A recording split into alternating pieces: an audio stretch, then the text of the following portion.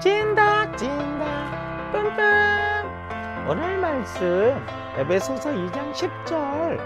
우리는 그가 만드신 바라 그리스도 예수 안에서 선한 일을 위하여 지으심을 받은 자니 이 일은 하나님이 전에 예비하사 우리로 그 가운데서 행하게 하려 하심이니라. 오늘 이 말씀으로 나는 소중한 존재야 라는 제목으로 말씀 전할게요. 길가에 앉아있는 앞을 못 보는 시각장애인이 사람들에게 구걸 하고 있었어요.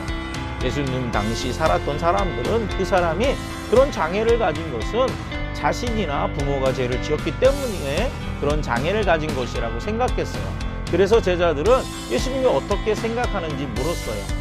예수님, 이 사람이 이렇게 장애를 가지고 태어난 것은 자기 죄 때문입니까? 아니면 부모의 죄 때문입니까? 예수님은 그 사람을 바라보시면서 이렇게 말씀하셨어요. 이 사람이 시각장애인으로 태어난 것은 하나님이 이 사람을 통해서 하나님의 크신 일을 나타내 보이시기 위한 것이다 라고 말씀하셨어요. 그리고 예수님은 앞을 못 보던 그 사람을 고쳐주셨어요. 이 사람이 눈을 뜨자 많은 사람들이 하나님께 영광을 돌리게 되었어요. 사람들은 그 사람이 앞을 못 본다는 이유로 무시하고 관심을 갖지 않았어요. 그러나 예수님은 전혀 그 사람을 바라보는 시각이 달랐어요.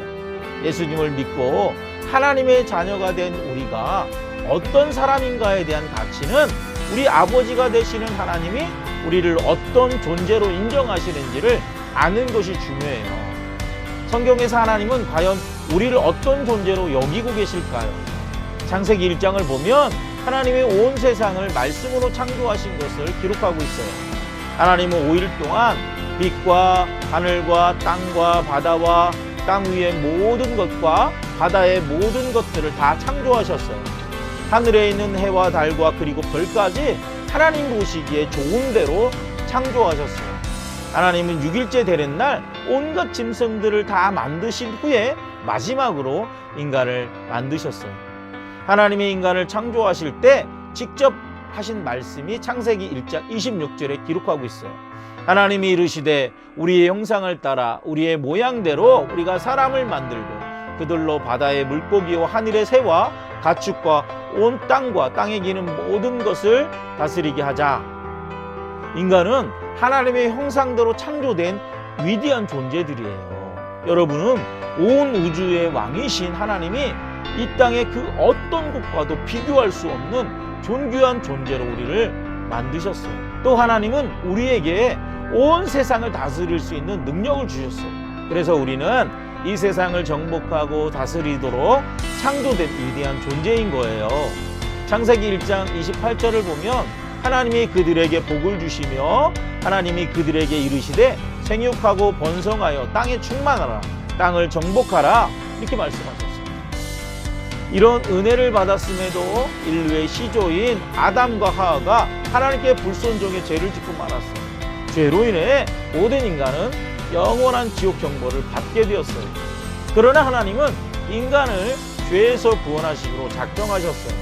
죄 지은 인간을 구원하기 위한 유일한 방법은 죄 없는 누군가가 인간의 모든 죄를 짊어지고 대신 죽어야 했어요. 그래서 하나님은 하나뿐인 아들 예수님을 이 땅에 보내주셨어요. 예수님은 우리의 모든 죄를 다 짊어지시고 십자가에 못 박혀 죽으셨어요.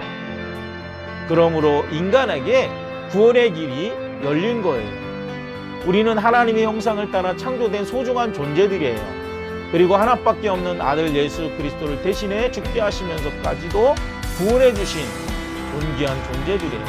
이런 사실을 잊으면 절대로 안 돼요. 길가에 앉아있던 시각장애인 거지를 사람들은 무시하고 그를 멸시했지만 예수님은 그를 향한 하나님의 큰 일을 나타낼 사람이라고 말씀하셨어요. 이와 같이 여러분이 어떤 형편과 처지에 있더라도 하나님이 여러분을 소중한 존재라고 말씀하고 계세요. 이것을 바로 깨달은 믿음의 사람들은 다른 사람들의 말 때문에 상처받지 않아요. 다른 사람과 비교해 열등감에 빠져 살지도 않아요. 이제부터 하나님이 여러분을 얼마나 소중한 존재로 인정하시는가를 잊지 마세요. 하나님을 믿는 믿음으로 자신을 귀하고 소중한 하나님의 작품으로 인정하고 세상 앞에 당당하게 사는 멋진 친구들이 되길 바라요.